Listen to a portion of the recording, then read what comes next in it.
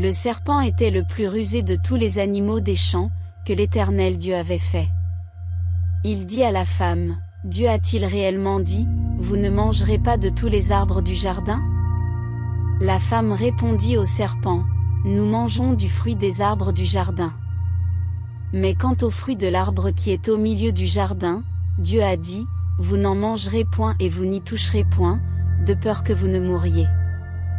Alors le serpent dit à la femme, vous ne mourrez point, mais Dieu sait que, le jour où vous en mangerez, vos yeux s'ouvriront, et vous serez comme Dieu, connaissant le bien et le mal.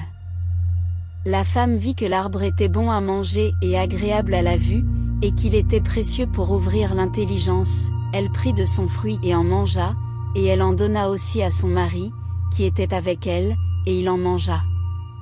Leurs yeux à tous deux s'ouvrirent, et ils connurent qu'ils étaient nus, et, ayant cousu des feuilles de figuier, ils s'en firent des ceintures.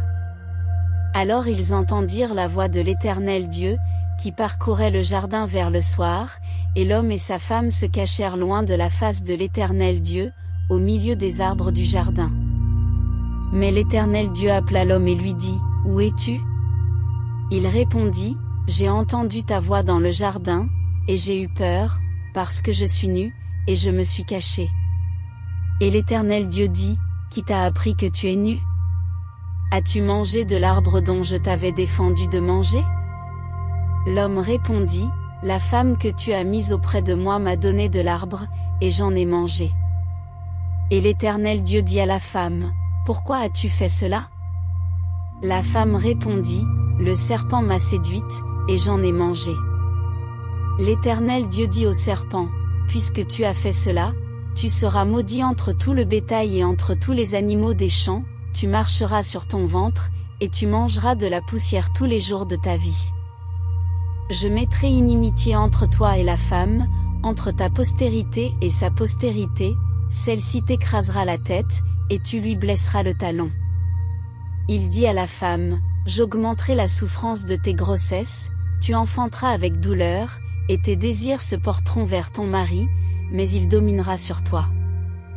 Il dit à l'homme, puisque tu as écouté la voix de ta femme, et que tu as mangé de l'arbre au sujet duquel je t'avais donné cet ordre, tu n'en mangeras point. Le sol sera maudit à cause de toi. C'est avec peine que tu en tireras ta nourriture tous les jours de ta vie. Il te produira des épines et des ronces, et tu mangeras l'herbe des champs. C'est à la sueur de ton visage que tu mangeras du pain, jusqu'à ce que tu retournes dans la terre, d'où tu as été pris, car tu es poussière, et tu retourneras à la poussière.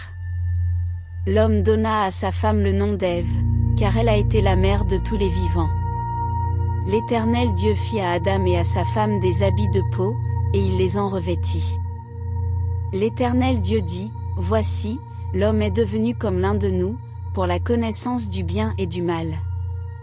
Empêchons-le maintenant d'avancer sa main, de prendre aussi de l'arbre de la vie, d'en manger et de vivre éternellement. Et l'Éternel Dieu le chassa du jardin d'Éden, pour qu'il cultivât la terre, d'où il avait été pris. Après avoir chassé l'homme, il mit à l'orient du jardin d'Éden des chérubins, qui brandissaient une épée flamboyante, pour garder le chemin de l'arbre de la vie.